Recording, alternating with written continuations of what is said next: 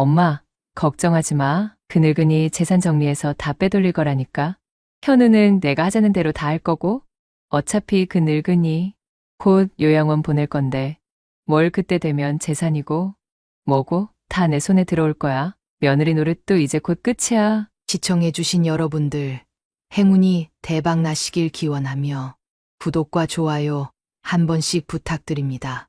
여러분의 작은 행동이 제겐 큰 힘이 됩니다. 어둠이 짙게 깔린 밤, 저는 며느리의 방문 앞에서 꼼짝없이 얼어붙은 채 그 충격적인 말을 듣고 있었습니다. 제 심장은 찢어지는 듯한 고통과 함께 바닥으로 곤두박질 쳤습니다. 그 늙은이라니, 저를 향해 친정엄마처럼 모시겠다며 눈물까지 흘렸던 며느리, 예나의 입에서 그런 끔찍한 말이 나올 줄은 상상도 못했습니다.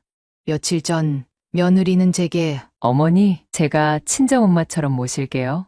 라며 제 손을 꼭 잡고 말했는데, 그 모든 것이 저희 재산을 노린 거짓이었다는 사실에 온몸의 피가 차갑게 식어버렸습니다. 제가 그동안 예나를 위해 쏟았던 모든 시간과 정성, 그리고 그 깊었던 사랑이 한순간에 허물어져 내리는 느낌이었습니다. 제게는 하나뿐인 아들과 결혼한 며느리였기에 저는 예나가 저희 친딸처럼 느껴졌습니다. 밥을 먹을 때마다 우리 딸, 많이 먹어. 라고 말하고 예쁜 옷 한 벌, 맛있는 밥 한 끼라도 더 해주려 애썼던 지난 세월이 주마등처럼 스쳐 지나갔습니다. 저는 예나가 원하는 것이라면 무엇이든 다 해주려고 했습니다. 그런 제가 그녀의 입에서 그 늙은이라는 말로 불리고 있었다는 사실을 도저히 믿을 수 없었습니다. 그 말 한마디에 제 인생의 모든 것이 부정당하는 기분이 들었습니다. 마치 심장에 날카로운 칼이 박히는 듯한 고통이었고, 저는 그 고통 속에서 겨우 숨을 쉬고 있었습니다. 안녕하세요. 저는 경기도에서 조그마한 카페를 운영하며 살고 있는 65살의 김숙희입니다. 저는 오늘 이 자리에 제 인생의 전부를 걸고 사랑했던 며느리에게 처참히 배신당한 이야기를 하려 합니다. 이 이야기는 겉으로는 한없이 다정해 보였던 며느리의 이중적인 모습, 그리고 저의 모든 것을 앗아가려 했던 며느리의 충격적인 진실에 관한 것입니다. 누구에게도 말하기 부끄럽고 치욕스러운 이 사건을 여러분께 솔직하게 털어놓으려 합니다. 혹시 이 이야기가 공감되신다면 구독과 좋아요, 댓글로 여러분의 소중한 의견을 나눠주세요. 그날 밤, 며느리 예나의 통화는 계속되었습니다. 재산은 어차피 다 내 건데, 뭐 그 늙은이한테 신경 쓸 필요 없어. 조금만 더 잘해주는 척하면 돼. 현우는 내가 하자는 대로 다 할 거고. 예나는 아무렇지 않게 저와 제 아들을 꼭두각시처럼 조종하고 있었던 것입니다. 제 귀를 의심했지만 제가 들은 모든 단어들이 너무나도 명확했습니다. 제 속에서는 뜨거운 불덩이가 치밀어 오르며 분노가 폭발할 것만 같았습니다. 그러나 저는 그 자리에서 소리 지르거나 따져 묻는 대신 숨죽여 예나의 통화 내용을 끝까지 들었습니다. 그 순간 저는 더 이상 예전의 김숙희가 아니라는 것을 깨달았습니다. 제 눈은 분노로 이글거리고 있었고 제 가슴 속에는 차갑고 단단한 복수의 칼날이 벼려지고 있었습니다. 예나의 목소리는 제 가슴에 깊숙이 박히는 비수와 같았지만 저는 그 고통을 참아내며 앞으로 어떻게 해야 할지 생각했습니다. 며느리에게 받은 상처를 가슴에 묻고 차갑고 단단한 복수의 칼날을 벼리기 시작했습니다. 그날 밤 이후 저는 완벽한 가면을 쓰고 며느리 예나를 대하기 시작했습니다.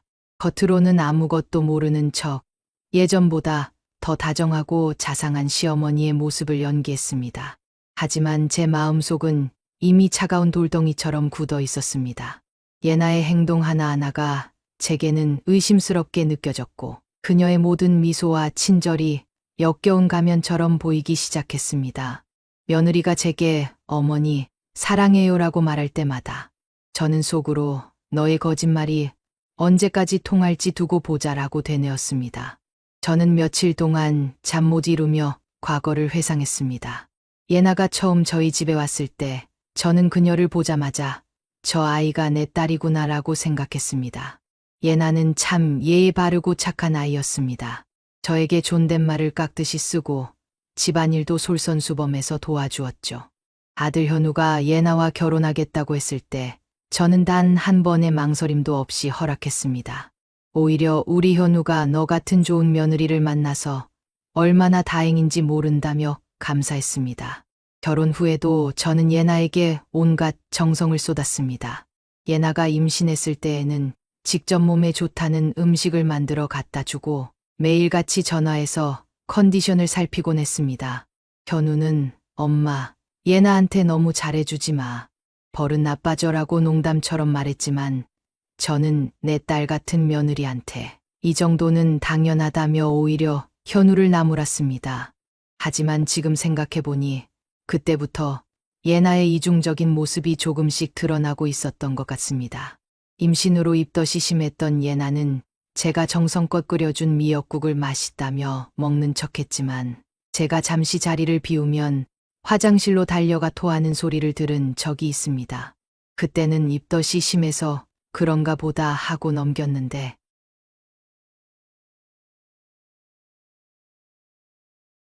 예나의 그런 행동들을 보며 저는 배신감과 함께 깊은 모멸감을 느꼈습니다. 제가 그동안 헌신했던 모든 것들이 한순간에 물거품이 된 것 같아 마음이 무너져 내렸습니다.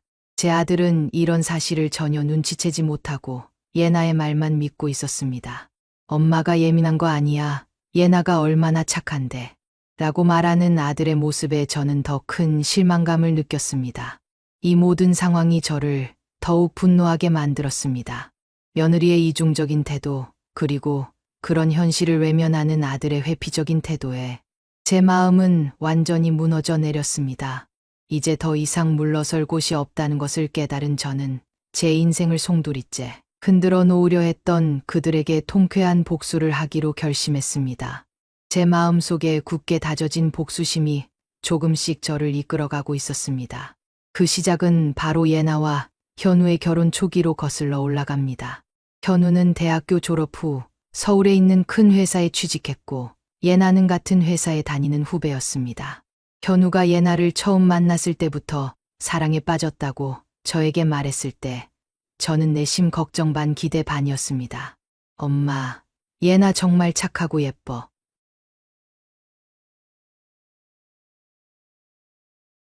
저희 엄마가 손수 담그신 거예요. 그 말에 저는 예나의 정성이 고마워 감동했습니다. 결혼식이 끝나고 신혼집을 구하려던 예나와 현우는 전세 보증금 마련에 어려움을 겪었습니다.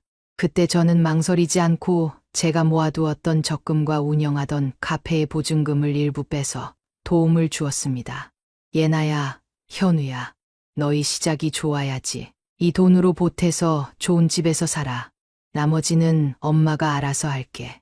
저는 정말 아무런 대가도 바라지 않았습니다. 그저 예쁘게 사는 모습을 보는 것만으로도 충분히 행복했습니다.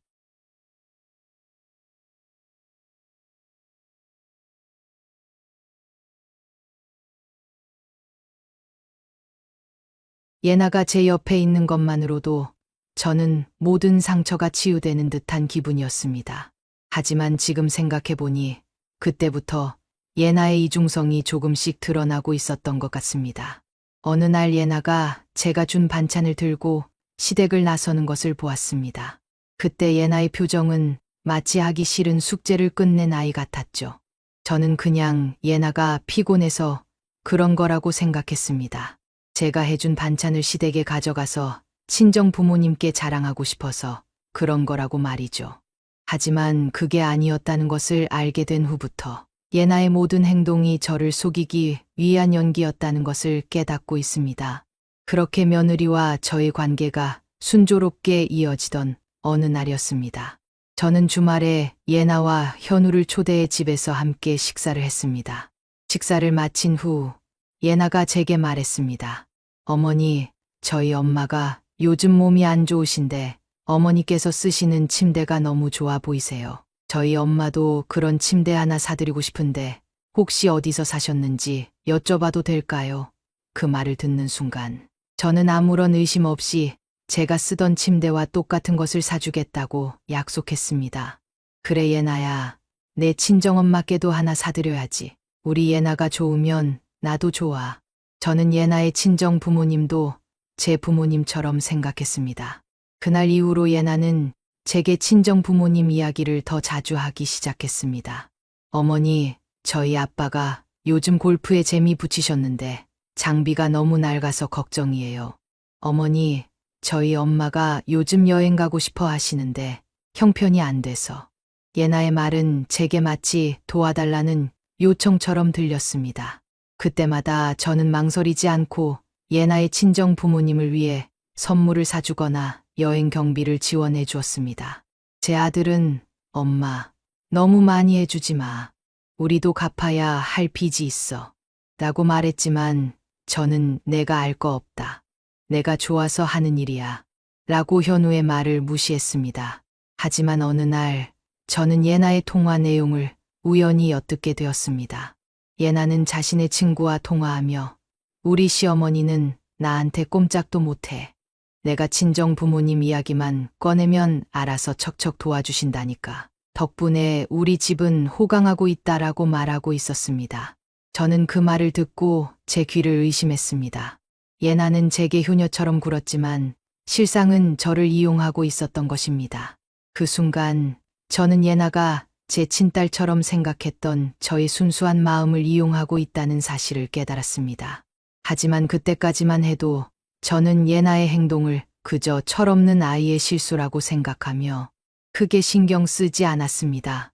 제 마음속에는 이미 예나를 향한 의심의 싹이 자라나고 있었지만 저는 그 싹을 애써 외면하고 싶었습니다. 그토록 사랑했던 며느리의 진심을 부정하고 싶지 않았으니까요. 그 모든 사실을 알게 된 저는 겉으로는 아무렇지 않은 척하면서도 제 마음속으로는 며느리에 대한 의심과 배신감이 쌓여가고 있었습니다.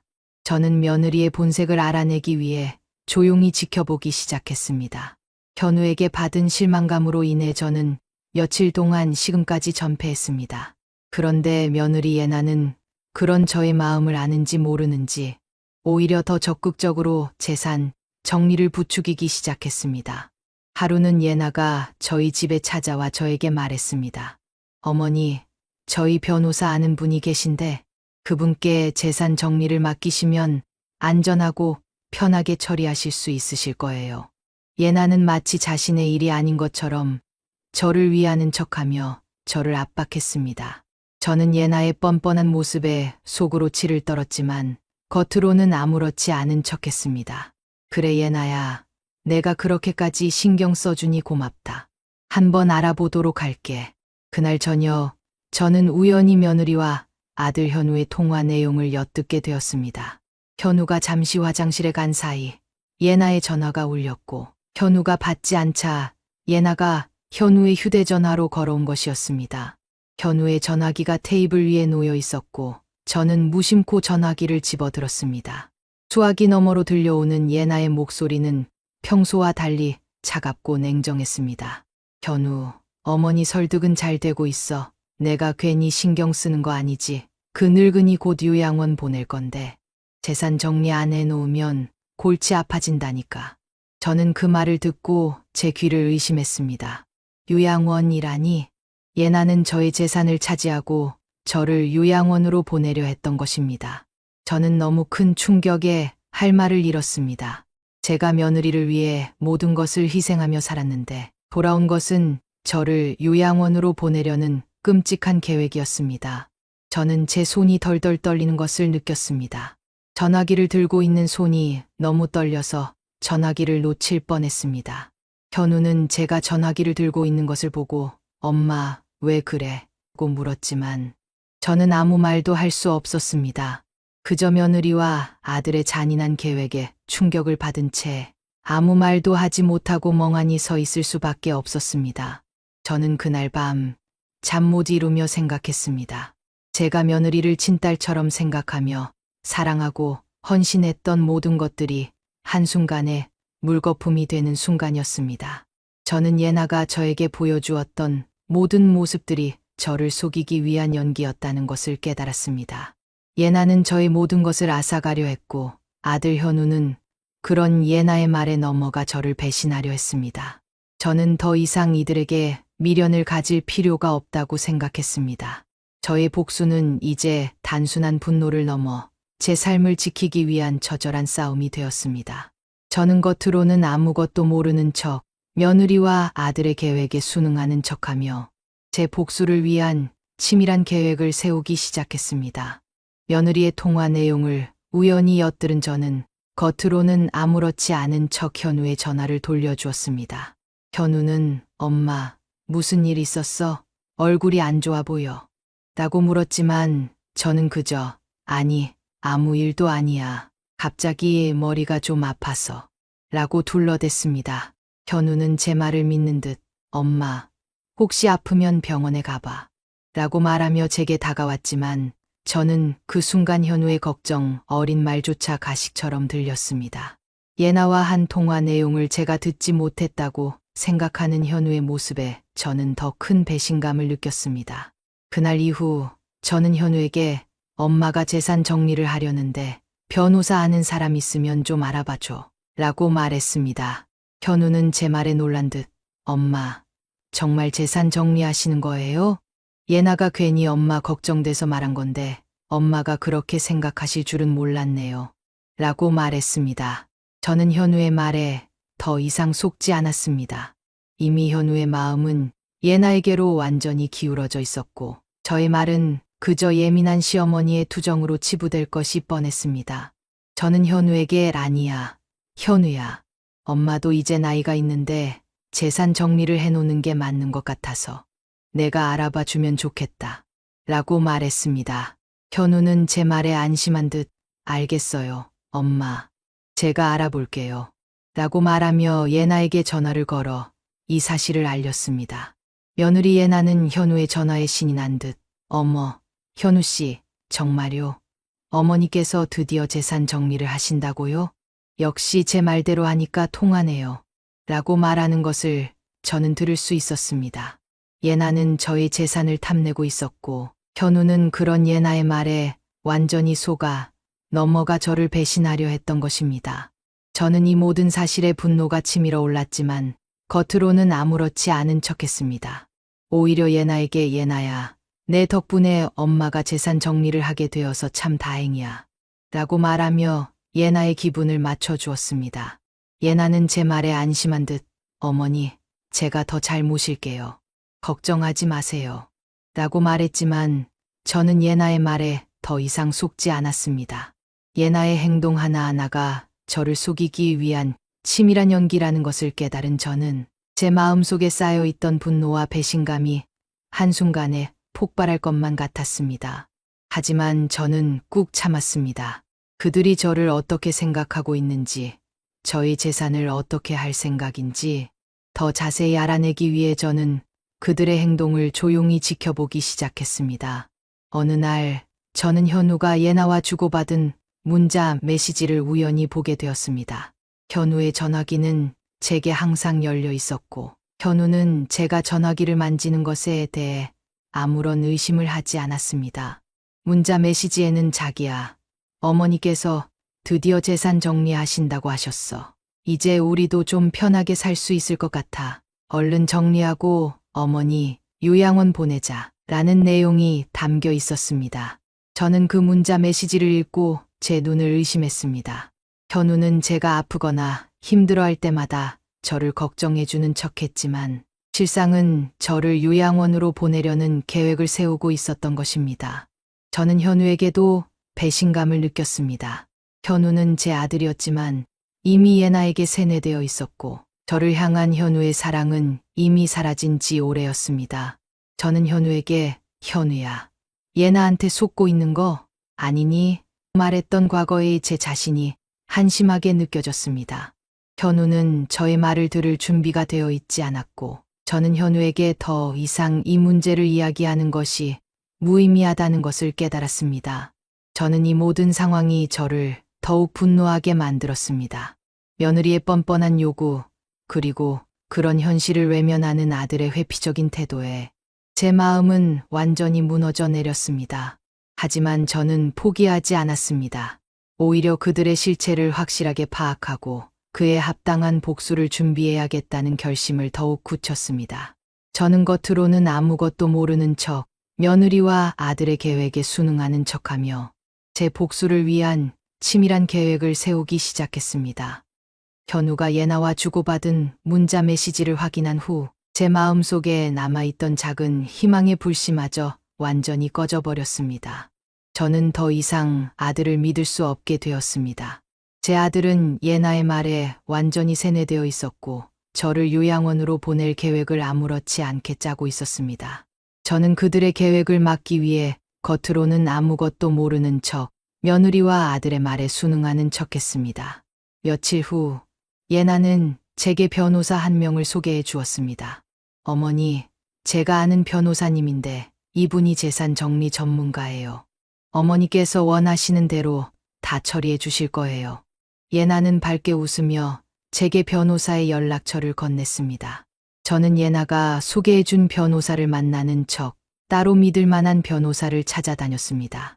다행히 저와 오랫동안 거래해온 은행의 지점장님께 도움을 청해 믿을 만한 변호사를 소개받을 수 있었습니다.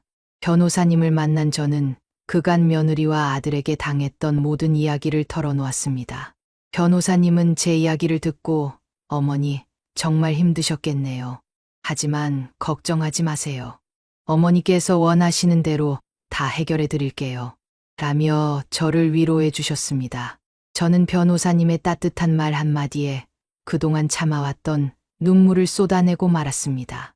변호사님은 저의 눈물을 닦아주시며 어머니, 이제부터는 어머니를 위해 싸우셔야 합니다. 라고 말씀하셨습니다. 저는 변호사님께 며느리와 아들의 계획을 모두 털어놓고 저희 복수를 위한 치밀한 계획을 세우기 시작했습니다. 저는 변호사님께 저희 모든 재산을 정리하고 사회에 기부하는 내용의 유언장을 작성해 달라고 부탁했습니다. 며느리가 그토록 원했던 재산이 결국 그녀의 손에 단 한 푼도 들어가지 않게 하는 것. 그것이 제가 할 수 있는 유일한 복수라고 생각했습니다. 또한 저는 제게 남은 모든 재산을 정리하여 요양원에 기부하고 그곳에서 봉사하며 여생을 보내겠다고 선언했습니다. 며느리는 제가 소개해준 변호사와 만나고 왔다는 말에 안심한 듯 어머니, 재산 정리는 어떻게 되셨어요? 고 물었습니다. 저는 예나의 말에 이제 곧 마무리될 것 같아. 예나야, 내 덕분에 엄마가 재산 정리를 하게 되어서 참 다행이야. 라고 말하며 예나의 기분을 맞춰주었습니다. 예나는 제 말에 안심한 듯 어머니, 제가 더 잘 모실게요. 걱정하지 마세요. 라고 말했지만 저는 예나의 말에 더 이상 속지 않았습니다. 저는 예나의 행동 하나하나가 저를 속이기 위한 치밀한 연기라는 것을 깨달은 저는 제 마음속에 쌓여있던 분노와 배신감이 한순간에 폭발할 것만 같았습니다. 하지만 저는 꾹 참았습니다. 그들이 저를 어떻게 생각하고 있는지, 저희 재산을 어떻게 할 생각인지 더 자세히 알아내기 위해 저는 그들의 행동을 조용히 지켜보기 시작했습니다. 제가 재산 정리를 하겠다고 말한 이후부터 며느리 예나의 행동은 더욱 노골적으로 변했습니다. 예나는 매일같이 저에게 전화를 걸어 어머니, 변호사님과 통화하셨어요? 라고 묻거나 어머니, 재산 정리 서류는 어떻게 되셨어요? 닥달했습니다. 예나의 목소리는 평소와 달리 조급함과 탐욕으로 가득 차 있었습니다. 저는 예나의 그런 모습을 보며 역겨움을 느꼈지만 겉으로는 그래 예나야, 잘 되고 있으니 걱정하지 마. 라고 말하며 예나를 안심시켰습니다. 예나의 탐욕은 여기서 멈추지 않았습니다. 어느 날 예나는 제게 다가와 어머니, 혹시 재산 정리를 하실 때 현우와 저에게 조금이라도 먼저 주실 수 있으세요? 저희가 사업을 시작하려고 하는데 자금이 좀 부족해서요. 라고 말했습니다. 예나는 저를 향해 애교를 부리며 저의 마음을 얻으려 했지만 저는 예나의 가식적인 미소에 더 이상 속지 않았습니다. 저는 예나의 말에 그래, 예나야. 엄마도 너희에게 도움이 되고 싶었어. 하지만 지금은 재산 정리 중이라서 정리가 다 되면 너희에게도 좋은 소식이 있을 거야. 라고 말했습니다. 예나는 제 말에 실망한 듯 아, 그렇군요. 알겠습니다, 어머니. 라고 말하며 자리를 떠났습니다. 예나의 탐욕스러운 행동을 보며 저는 며느리를 향한 마지막 정마저 완전히 사라졌습니다.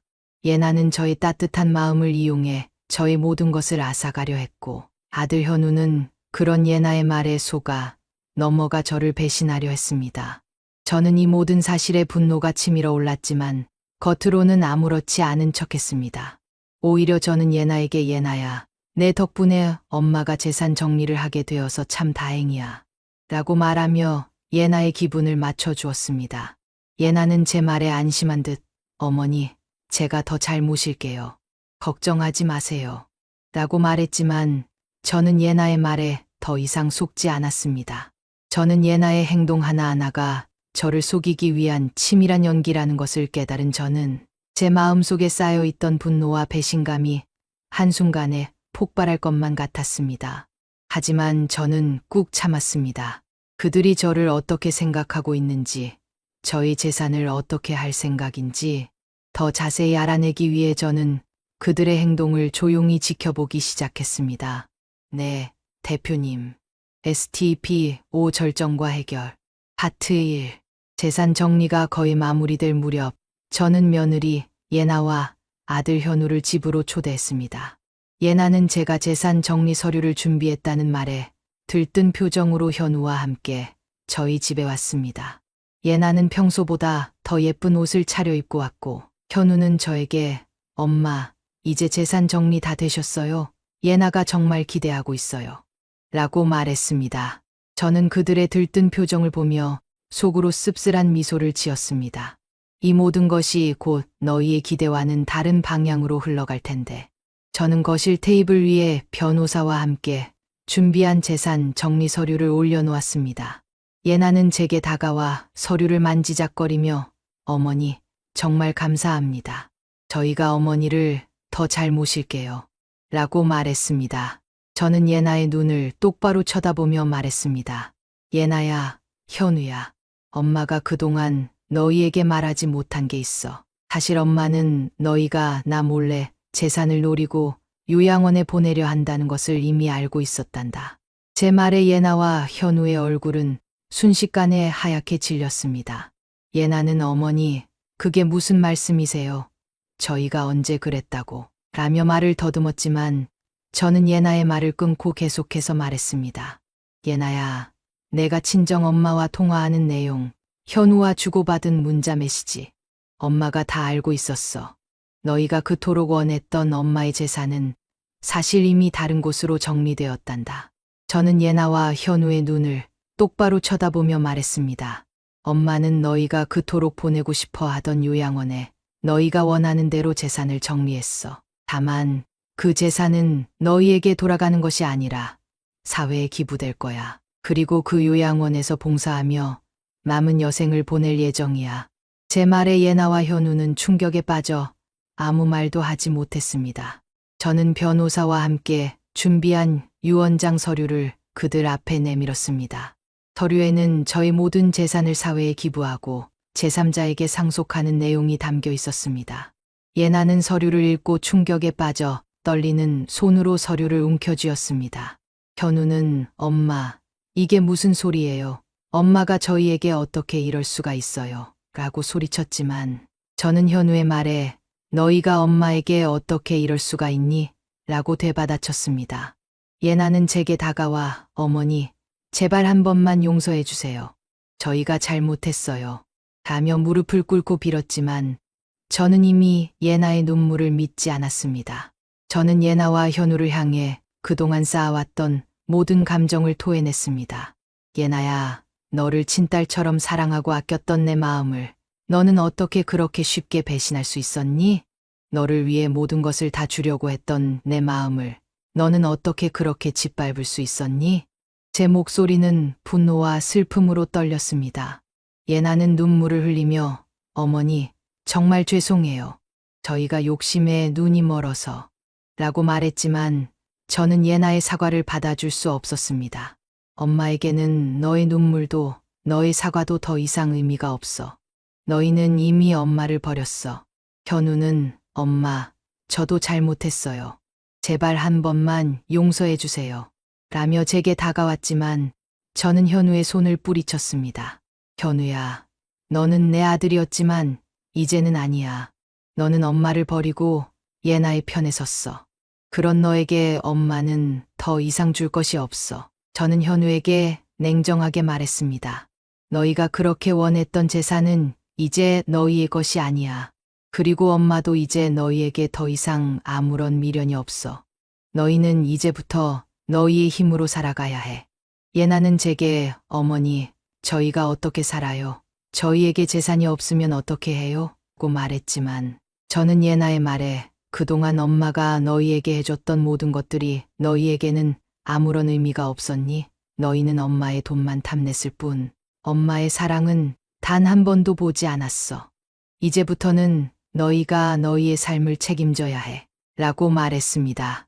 예나와 현우는 제 말에 충격에 빠져 아무 말도 하지 못했습니다. 그들의 얼굴에는 절망과 후회가 가득했습니다. 저는 그들에게 더 이상 아무 말도 하지 않고 조용히 자리에서 일어섰습니다. 이제 너희는 이 집에서 나가줘. 그리고 앞으로 다시는 엄마를 찾아오지 마. 저는 예나와 현우에게 마지막 말을 남기고 그들을 뒤로 한 채 제 방으로 들어갔습니다. 제 방으로 들어온 저는 그동안 참아왔던 눈물을 쏟아냈습니다. 저를 배신했던 며느리와 아들에게 통쾌한 복수를 했지만 제 마음속에는 깊은 슬픔과 상처가 남아 있었습니다. 저는 이 모든 과정을 통해 얻은 깨달음과 앞으로의 삶에 대한 다짐을 담담하게 이야기합니다. 그날 이후 저는 며느리와 아들에게서 완벽하게 단절된 삶을 살게 되었습니다. 그들은 제게 수없이 전화하고 찾아왔지만 저는 그들의 모든 연락을 차단했습니다. 저는 그들이 제게 다시는 찾아올 수 없도록 살던 집을 정리하고 새로운 곳으로 이사를 갔습니다. 물론 그들이 그토록 원했던 재산은 이미 모두 정리되어 요양원에 기부되었습니다. 저는 제 남은 여생을 요양원에서 봉사하며 보내기로 했습니다. 그들이 저를 요양원으로 보내려 했던 계획이 저에게는 새로운 삶의 시작이 된 것입니다. 며느리와 아들은 제가 사라지자 당황한 듯 저를 찾아다녔지만 저는 그들의 눈에 띄지 않도록 조심했습니다. 저는 요양원에서 봉사를 하며 그곳에 계신 어르신들을 제 친부모님처럼 모시며 살고 있습니다. 어르신들은 저에게 수키 씨, 정말 대단하세요. 어떻게 이런 일을 다 하세요? 말씀하셨지만 저는 그저 어머니, 제가 좋아서 하는 일이에요. 라고 말씀드렸습니다. 저는 그곳에서 며느리와 아들에게서 받지 못한 사랑과 따뜻함을 느끼며 행복하게 살고 있습니다. 저는 며느리와 아들에게서 받은 상처를 잊지 못할 것입니다. 하지만 저는 그들에게 복수함으로써 제 마음속에 남아있던 분노와 슬픔을 조금이나마 덜어낼 수 있었습니다. 저는 이 모든 과정을 통해 깨달았습니다. 진정한 사랑은 돈으로 살 수 없다는 것을. 그리고 가족이라는 이름으로 저의 모든 것을 앗아가려 했던 며느리와 아들에게서 저는 더 이상 아무런 미련도 남아있지 않다는 것을 깨달았습니다. 저는 이 모든 과정을 통해 제 인생의 마지막 페이지를 스스로 써내려가기로 결심했습니다. 이 이야기를 들으신 여러분은 저의 복수가 통쾌하다고 생각하실 수도 있고 너무 잔인하다고 생각하실 수도 있습니다. 하지만 저는 이 복수가 저를 살게 한 유일한 방법이었다고 생각합니다. 며느리와 아들에게서 받은 배신감과 상처는 저를 병들게 했지만 저는 그들에게 복수함으로써 제 자신을 지킬 수 있었습니다. 저는 이 모든 과정을 통해 제 인생의 마지막 페이지를 스스로 써내려가기로 결심했습니다. 저는 이 이야기를 통해 여러분께 한 가지 교훈을 전달하고 싶습니다. 가족이라는 이름으로 사랑과 헌신을 강요하는 사람들에게는 때로는 단호하게 거절할 줄 알아야 한다는 것입니다. 그리고 진정한 사랑은 돈으로 살 수 없다는 것을. 가족 간의 관계는 사랑과 신뢰를 바탕으로 해야 한다는 것을. 저의 이야기가 여러분께 작은 깨달음과 위로가 되었으면 좋겠습니다. 오늘 저의 이야기를 들어주셔서 정말 감사합니다. 다음에는 더 좋은 이야기로 여러분께 찾아뵙겠습니다. 오늘도 좋은 하루 되세요. 이 아이, 아버지, 혈액형이랑 안 맞아요. 그 한마디가 우리 집안 3대를 이어온 신뢰와 관계, 그리고 모든 것을 부숴버렸습니다. 지금 생각해도 믿기지 않습니다. 우리 며느리, 그러니까 둘째 아들 동우의 아내가 딱 일주일 전 건강한 아이를 낳았습니다. 처음엔 모두가 기뻐했어요. 첫 손주라며 우리 집안에 오랜만에 웃음이 돌았죠. 나는 축하 전화를 받고 고향에서 서울까지 차를 달려 올라왔고 마누라도 장단지에 파스를 붙이면서도 주방에서 미역국을 끓이더군요. 그런데 애가 태어난 그날 밤 동우 녀석이 복도에 주저앉아 혼자 담배를 피우고 있었어요. 한숨은 깊고 얼굴은 하얗게 질려 있었죠. 동우야, 왜 그래? 애기 낳았다며 축하도 못하고 이게 뭐야? 그 녀석은 나를 똑바로 쳐다봤습니다. 그리고 입을 열었죠. 아버지, 혈액형이 안 맞아요. 뭐가? 애 혈액형이 AB형인데 전 A형이고 지연이는 O형이에요. 순간 말문이 막혔습니다. 그럼 그럴 리가 없잖아. 병원에서 잘못 본 거 아냐? 2번 확인했어요. 간호사가 이상하다고 조용히 알려줬어요. 산부인과에서 자주 있는 일은 아닌데 혹시 아이 바뀐 거 아닐까 싶어서 나는 정신이 아득해졌습니다. 혈액형이 단순한 문제가 아니란 걸. 내 나이 74에 이르러 처음으로 뼈저리게 느꼈어요. 며느리 지연이는 해맑게 웃으며 침대에 누워 있었습니다. 아버님, 애기 예쁘죠? 눈은 동우 닮았고 코는 제 거 닮았대요. 순간 나는 그 얼굴을 쳐다볼 수가 없었습니다. 그래, 잘 나았다. 고생했다. 말은 그렇게 했지만 속에서는 뭔가 말로 설명 못할 무언가가 끓어오르고 있었어요. 그 아이가 내 손주가 아니라는 걸 이미 알아버린 상태에서 그 얼굴을 본다는 건 고문이었습니다. 그날 밤 우리 부부는 모텔에서 묵었습니다. 와이프는 내 얼굴을 보더니 말하더군요. 여보, 당신 무슨 일 있었어? 애기 낳았다면서 왜 표정이 그래? 나는 처음엔 말하지 않으려 했지만 결국 그 말이 튀어나왔어요. 애 혈액형이 동우랑 안 맞대. 그녀는 입을 틀어막고 한동안 말을 잇지 못했습니다. 그러더니 조용히 중얼이듯 말하더군요. 그럼 지연이 바람 피운 거야?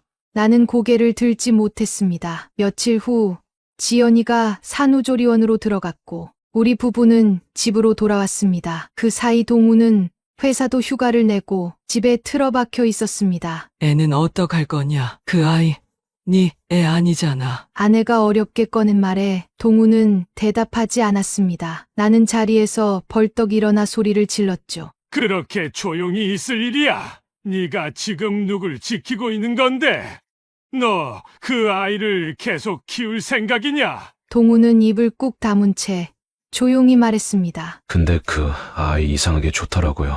처음 안았을 때 이상하게 울컥했어요. 나는 어처구니가 없었습니다. 내가 그렇게 키운 아들이 그렇게 어리석을 줄은 몰랐습니다. 며칠 뒤 일이 벌어졌습니다. 우연히 장을 보러 나간 아내가 지연이가 낯선 남자와 아이에 대해 얘기하는 걸 들었다며 핸드폰으로 몰래 녹음을 해왔어요. 그 사람 나한테 연락하면 안 돼. 지금은 애 낳은 지 얼마 안 돼서 눈치 보이는 시기야. 그걸 들은 순간 나는 심장이 쿵 내려앉는 기분이었습니다. 그 사람? 아직도 연락이 온다고? 아내는 벌벌 떨면서 말했습니다. 그 여자, 우리 동우 바보로 만드는 거야. 그 애 아빠가 따로 있는 거야. 우리 이대로 가만히 있으면 안 돼.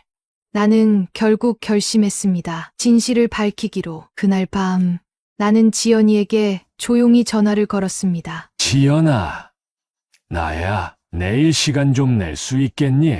우리 단둘이 얘기 좀 하자. 그녀는 망설이더니 대답했습니다. 네.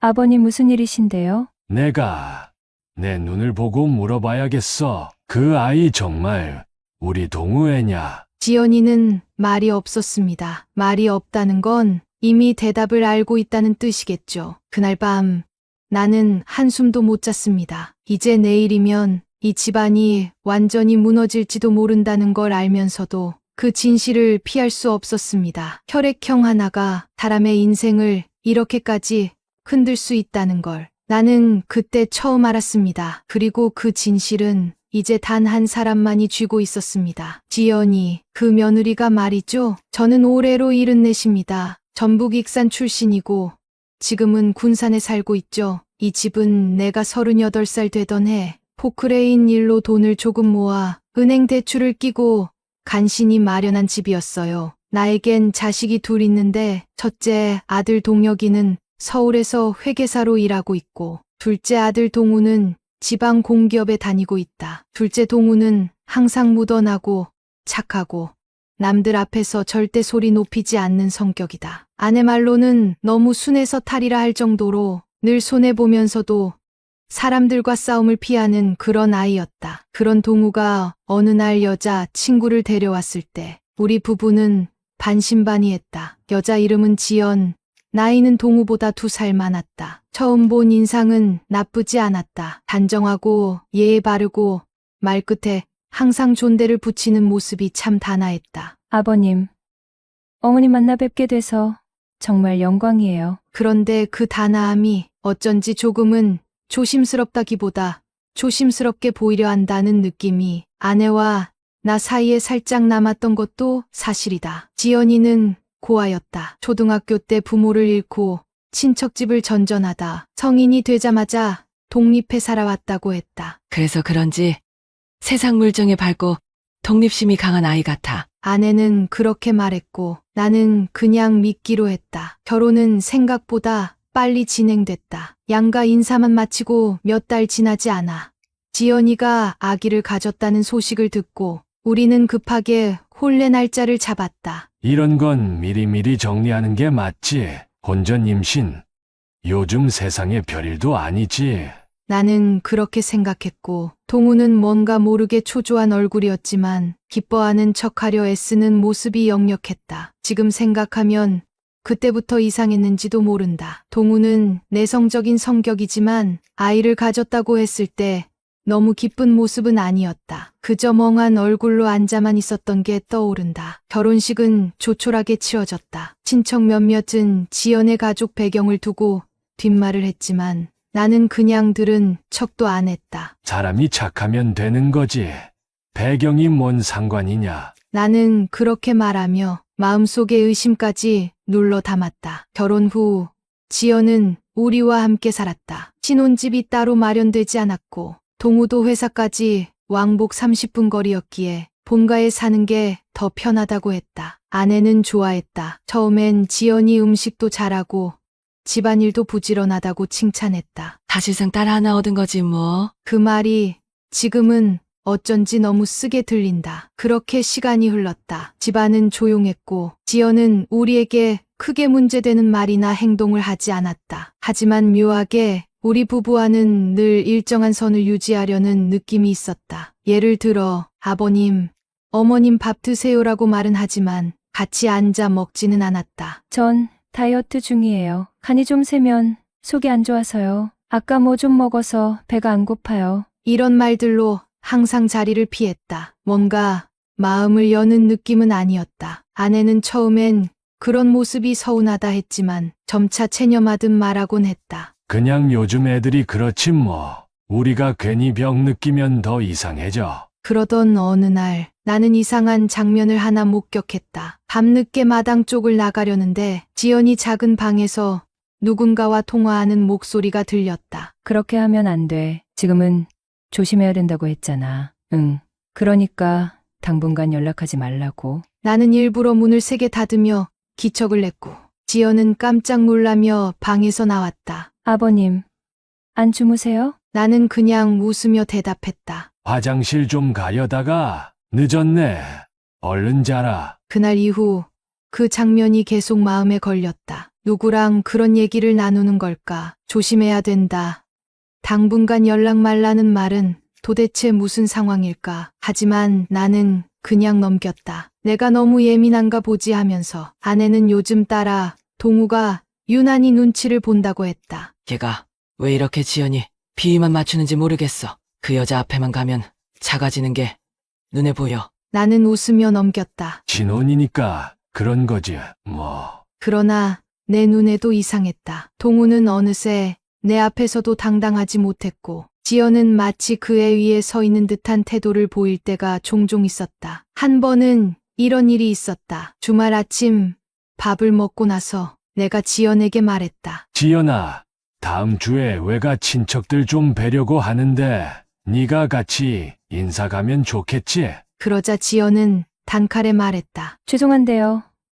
전 친척분들하고는 불편해서요. 동우만 보내주시면 좋겠어요. 아내와 나는 당황했다. 하지만 지연은 눈 하나 깜짝하지 않았다. 그제야 나는 느꼈다. 이 아이는 겉으로는 공손하지만 속은 절대 꺾이지 않는 사람이라는 걸. 그러던 중 지연이 임신을 확정지었다. 동우는 말없이 기뻐하는 척했고 아내는 진심으로 기뻐했다. 우리 집도 드디어 손주 보겠네. 나는 그 말에 미소를 지었지만 동우의 얼굴은 여전히 복잡해 보였다. 그리고 지금 생각하면 그때부터 동우는 이미 알고 있었던 것 같기도 하다. 지연의 임신이 자기 아이가 아닐 수도 있다는 걸. 하지만 너무 늦어버렸던 걸까? 그 아이가 태어나기 전까지 모든 건 조용한 평화처럼 보였다. 하지만 그 평화는 출산 직후 한 장의 혈액형 결과표로 무너졌다. 그날 이후 우리 집은 조용했다. 아무도 그 혈액형에 대해 입을 열지 않았고 지연은 출산 후 조리원에서 나오자마자 몸이 피곤하다는 이유로 며칠간 자기 방에 틀어박혀 있었다. 아이 울음소리만 들리는 집은 이상하게 무거웠다. 손주를 얻은 집이라고 하기엔 마치 장례식장 같았다. 나는 어느 순간부터 아이를 제대로 쳐다보지 못했다. 아이가 울면 안아주고는 싶었지만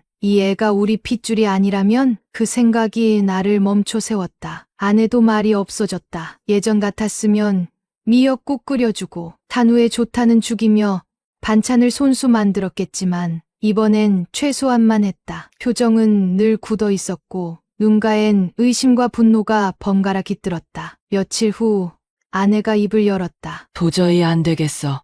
지연이한테 직접 물어봐야겠어. 지금은 조심스러울 때야. 몸도 아직 회복 안 됐고. 그럼 평생 모른 척 하자는 거야? 당신은 그 애가 누구 애인지도 모르면서 우리 집에 계속 들여놓을 수 있어? 나는 대답하지 못했다. 그건 정말로 무서운 일이었다. 누구 아이인지 모르면서 그 아이를 내 손자라고 안고 웃고 키운다는 그건 자존심이 아니라 존재 자체가 무너지는 기분이었다. 결국 우리 부부는 가족 회의를 열었다. 큰아들 동혁까지 내려오게 했고 지연도 자리에 앉혔다. 작은 거실에 4명이 앉아 있었고 지연은 묘하게 당당했다. 오히려 우리를 내려다보는 듯한 눈빛이었다. 그래서 무슨 얘기 하시려는 건가요? 아내가 조심스럽게 입을 열었다. 지연아, 애기 혈액형이 동우랑도 너랑도 안 맞는다며? 지연은 눈을 피하지 않고 대답했다.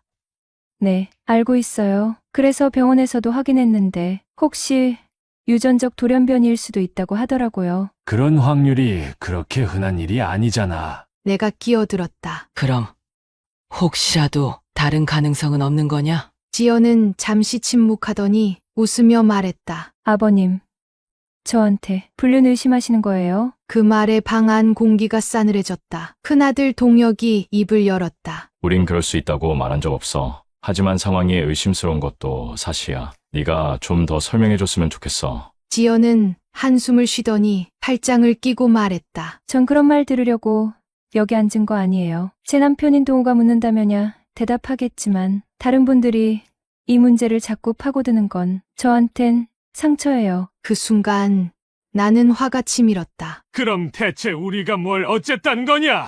우리도 그 아이가 누구 아이인지 모르는 상황인데 그걸 밝힌 게 상처라고? 아내도 일어나며 소리쳤다. 지연아, 네가 이 집 며느리면 우릴 속여선 안 되잖니. 이건 단순히 혈액형 문제가 아니야. 신뢰의 문제야. 지연은 고개를 숙였다. 그리고 조용히 말했다. 전 아이가 동우 아이가 아니라고 말한 적 없어요. 혈액형은 유전적인 오류일 수도 있고 병원에서 아이가 바뀌었을 가능성도 있어요. 그 말에 큰아들 동혁이 다시 물었다. 그럼 유전자 검사는 해봤어? 아니요. 아직 몸이 회복 안 돼서 그런 절차까지는. 그럼 지금 하자. 공식적으로 유전자 검사에서 그 아이가 동우 아이인지 확인하자. 지연은 그 순간적으로 눈빛이 흔들렸다. 그건 좀 애가 너무 어리잖아요. 피 뽑는 것도 위험하고. 그런 말도 안 되는 핑계 대지 마.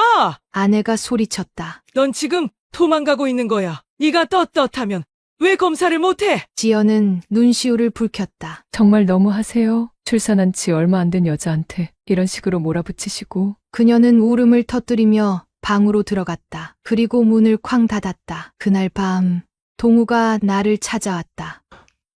아버지, 죄송해요.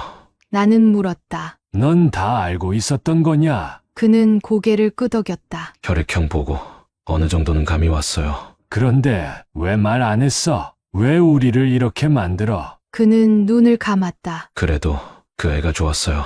지연이도, 아이도 다 떠나면 난 아무도 없을 것 같아서요. 나는 한숨을 쉬었다. 그의 그 말이 가장 슬픈 진심이었다. 그날 이후 지연은 아이와 함께 방에 틀어박혔다. 밥도 혼자 먹고 말도 줄었고 가족과 눈도 잘 마주치지 않았다. 아내는 점점 지쳐갔고 동우는 오히려 그녀를 감싸며 우리를 피하기 시작했다. 나는 말없이 상황을 지켜봤지만 마음속엔 쌓이고 쌓인 화가 끓고 있었다. 일주일쯤 지났을까 동우가 조심스럽게 말을 꺼냈다. 아버지, 유전자 검사 진행하고 싶어요. 나는 고개를 끄덕였다.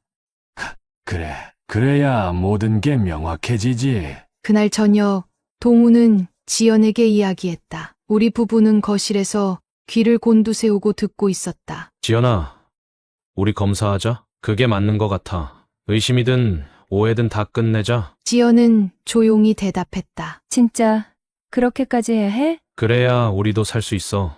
알았어. 검사해. 며칠 후 샘플을 제출하고 결과가 나올 때까지 또 다른 침묵의 시간이 흘렀다. 가족 안의 공기는 더 무거워졌고 어색한 식사 자리에서는 숟가락 소리만 울렸다. 큰아들 동혁도 다시 내려왔다. 결과 나오면 바로 알려달라는 말만 남기고 그날 밤 기차를 탔다. 그리고 결과가 나왔다. 봉투를 뜯은 건 동우였다. 그는 고개를 숙인 채 한참을 아무 말 없이 종이를 바라보았다. 내가 조심스럽게 물었다. 동우야, 그는 천천히 고개를 들었다. 입술이 바르르 떨리고 있었고 손끝도 희미하게 흔들리고 있었다. 불일치래요. 내 친자가 아니래요. 아내는 그대로 주저앉았다. 나는 종이를 낚아채 확인했다. 부부와 자즈 사이 유전자 불일치. 친자 관계 아님. 그 문장을 보는 순간 나는 머리를 한 대에 세게 얻어맞은 것 같았다. 그날 저녁 지연은 우리를 마주하지 않았다. 식사도 말도 눈도 피했다. 우리는 결국 다시 회의를 열었다. 이번엔 단호하게. 지연아, 이제 말해줘. 도대체 누구 아이야? 내가 묻자 그녀는 고개를 들지 않고 말했다. 그 사람 이름도 잊어버렸어요. 잠깐 스쳐간 인연이었고 그땐 제가 좀 힘든 시기였어요. 힘든 시기? 아내가 벌떡 일어나 소리를 질렀다. 그걸 변명이라고 해? 우리 아들 이용해서 애 키우고 혼인신고하고 집안 들어와 놓고 그게 지금 입에 담을 말이냐? 지연은 눈을 감고 말했다. 처음엔 숨기려고 했던 거 아니에요. 정말 아이 가진 줄도 몰랐고요. 그 사람이 떠난 뒤 동우가 손 내밀었고 저희는 그냥 그렇게 흐른 거예요. 그런 거! 나는 참았던 분노가 치밀어 올랐다. 사람 인생을 흐르는 강물처럼 말하냐? 네가 그런 식으로 말하면 우리 아들 인생은 뭐가 되는 거냐? 동우는 말없이 고개를 숙였다. 지연은 눈물을 닦으며 말했다. 죄송해요. 하지만 아이를 버릴 순 없었어요. 동우가 받아줬고 어머님도 저한테 잘해주셔서 저는 진심으로 이 집안 식구가 되고 싶었어요. 아내는 이를 악물고 말했다. 진심이면 진작에 말했어야지. 우리 속인 게 진심이야? 결국 지연은 며칠 안 되어 짐을 싸기 시작했다. 아이와 나갈게요. 책임은 제가 질게요. 동우는 끝까지 말이 없었다. 나는 문 앞에서 그녀에게 마지막으로 물었다. 그 사람 다시 연락 온 적 있어? 지연은 고개를 천천히 저었다. 그 사람은 아이 있다는 것도 몰라요. 알려줄 생각도 없고요. 이건 제가 짊어지고 가야 할 일이에요. 아내는 끝내 등을 돌렸다. 그 아이 데리고 나가. 다시는 연락하지 마. 그날 이후 집은 다시 조용해졌다. 아내는 며칠간 밥도 제대로 못 먹었고 동우는 일터로 돌아갔지만 표정엔 생기가 없었다. 나는 종종 그 아이의 울음소리를 떠올렸다. 핏줄이 아니란 걸 알면서도 그 작은 울음이 자꾸 귓가에 맴돌았다. 그게 우리 가족의 진짜 끝이었는지도 모르겠다. 눈앞에서 무너진 신뢰, 그리고 아무도 책임질 수 없던 진실. 다만 나는 이 이야기의 끝에서 아들에게 말해주고 싶었다. 네, 잘못 아니야. 사랑은 때때로 사람을 멍청하게 만들어. 그렇다고 진심이 사라지는 건 아니니까. 그날 이후로 지연은 정말 다시는 나타나지 않았다. 아이를 데리고 조용히 집을 나갔고 집 주소도 연락처도 남기지 않은 채 그저 사라졌다. 방 안에는 지연이 사용하던 향수 냄새가 오래도록 남아 있었고 작은 손싸개 하나가 침대 구석에 덩그러니 놓여 있었다. 아내는 그것들을 한치의 망설임도 없이 쓰레기 봉투에 담았다. 다 정리해야 해. 이건 악몽이었어. 그녀의 표정엔 슬픔도 분노도 남아있지 않았다. 그저 체념과 피로만이 가득했다. 동우는 말이 줄었다. 출근은 했지만 퇴근 후엔 아무 말도 하지 않았고 식사도 그냥 넘어가곤 했다. 나는 그런 아들을 지켜보는 게 세상에서 가장 고된 일이었다. 동우야, 네, 아버지. 괜찮냐? 그는 고개를 끄덕였지만 그 괜찮다는 말엔 단 한 톨의 진심도 담겨 있지 않았다. 그로부터 한 달쯤 지났을까. 나는 택배 하나를 받았다. 보낸 사람은 김지연, 발신지는 부산 연제구, 받는 사람은 김동우 부모님 귀하였다. 나는 두 손이 떨렸다. 봉투를 열자 작은 편지 봉투 하나와 USB 하나가 들어 있었다. 먼저 편지를 읽었다. 아버님, 어머님께 죄송합니다. 이제 와서 뭐가 변하겠냐고 하시겠지만 그래도 전 진심으로 말씀드리고 싶었어요. 동우는 저에게 유일하게 따뜻했던 사람이었습니다. 제 과거를 말하지 못한 건 믿지 못해서가 아니라 잃을까봐 두려워서였어요. 그 아이, 제 아이는 동우를 아빠라고 부르고 자랄 겁니다. 그렇게 가르칠 거예요. 그 사람, 그 아이의 생물학적 아버지에겐 아직도 연락하지 않았습니다. 앞으로도 그럴 겁니다. 부디 아이를 미워하지는 말아주세요. 이기적인 부탁인 거 압니다. 그래도 진심입니다. 김지연, 드림. 나는 한참 동안 그 자리에 앉아 움직이지 못했다. 그리고 조용히 USB를 열었다. 한 개의 영상 파일이 있었다. 파일명은 동우에게. 영상을 재생하자 지연이 화면에 나타났다. 수척한 얼굴로 눈도 제대로 뜨지 못한 채 조용히 말했다. 동우야, 정말 미안해. 나는 너한테 너무 큰 상처를 줬고 그 어떤 말로도 그걸 덮을 수 없다는 거 알아. 그래도 너한테 말하고 싶었어. 처음에 널 선택한 건 도망이었어. 그 사람에게서, 내 과거에서. 하지만 시간이 갈수록 너한테 미안해졌고 그러다 보니 더 말 못했어. 아이를 안고 울던 너를 볼 때 나도 같이 무너졌어. 하지만 이제 넌 너 인생 살아야 해. 나랑 그 애는 여기서 사라질게. 행복해. 부디 너답게 살아. 안녕. 나는 그 영상을 몇 번이고 반복해서 보았다. 그리고 처음으로 지연의 눈빛에서 연기가 아닌 후회를 보았다. 그날 밤 나는 동우에게 편지와 영상을 보여주었다. 그는 한참을 아무 말 없이 고개만 떨군 채 앉아 있었다. 눈물 한 방울도 흘리지 않던 아들이 영상이 끝나고 나서야 입술을 깨물며 말했다. 그래도 고맙긴 하네요. 말 없이 사라졌으면 평생 미워했을 텐데. 나는 조용히 그의 어깨를 토닥였다. 이젠 이 삶 살아라. 지나간 일 붙잡고 자기까지 망치지 마. 그는 고개를 끄덕였다. 아버지, 근데 그 애는 정말 조금 닮긴 했어요. 그 사람이 아니라 저랑요. 이상하죠?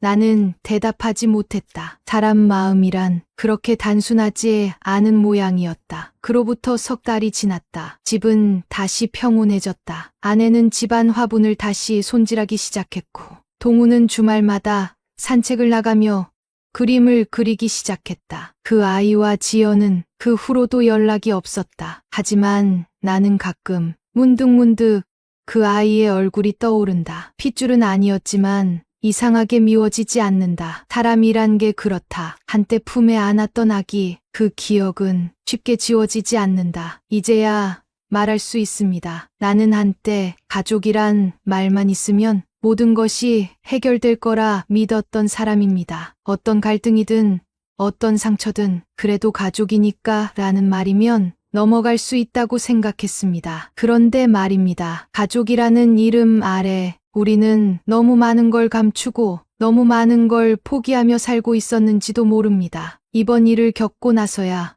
나는 진짜 가족이란 어떤 의미인지 생각해보게 됐습니다. 며느리 지연, 그 아이를 다시 만난다면 나는 어떤 말을 할 수 있을까요? 아직도 솔직히 잘 모르겠습니다. 그녀가 내 아들과 우리 가족에게 얼마나 큰 상처를 남겼는지 그 책임은 결코 가볍지 않다고 생각합니다. 하지만 동시에 나는 그녀가 남긴 편지와 영상 속 그 표정을 잊을 수 없습니다. 그건 연기도 계산도 아닌 진짜로 무너진 사람의 얼굴이었습니다. 그리고 그 아이, 내가 안아봤던 그 작은 생명, 핏줄이 아니라는 걸 안 순간부터 나는 스스로를 얼마나 구차하게 느꼈는지 모릅니다. 내가 그 아이에게 가졌던 애정이 피 하나로 다 부정될 수 있는 건지, 그게 정말 맞는 일인지, 시간이 지나고 나서도 나는 아직 그 질문에 답하지 못했습니다.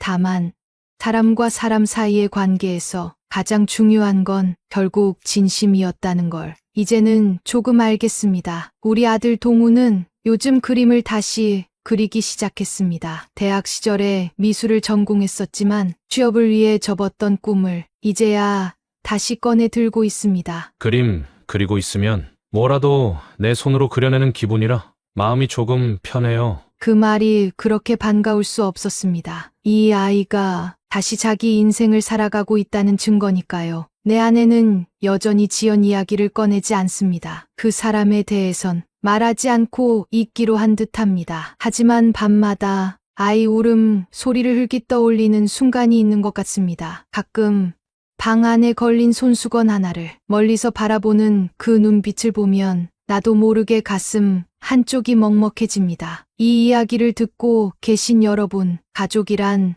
너무 당연해서 우리가 소홀히 대하기 쉬운 이름입니다. 당연히 곁에 있을 거라 믿고, 당연히 이해해 줄 거라 믿고, 그 믿음이 때로는 큰 상처가 되기도 합니다. 내가 오늘 전한 이 이야기가 누군가에겐 거울이 되고 누군가에겐 작은 위로가 되기를 바랍니다. 혹시 지금 여러분 곁에도 대화가 끊긴 가족이 있다면 너무 늦기 전에 마음을 꺼내보세요. 눈빛을 피하지 말고 물어보세요. 괜찮니?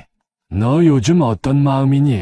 그 한마디가 관계를 다시 잇는 시작이 될 수도 있습니다. 지금까지 제 사연을 들어주셔서 감사합니다. 이 이야기가 누군가에게 전해져야 한다고 생각하신다면 좋아요와 공유, 댓글 남겨주시면 큰 힘이 됩니다. 그리고 여러분이라면 어땠을까요? 그 아이를 품었을까요? 아니면 끝까지 진실을 쫓았을까요? 댓글로 여러분의 생각을 들려주세요. 우리 모두가 가족이라는 이름 앞에서 더 솔직해질 수 있기를 바랍니다. 감사합니다.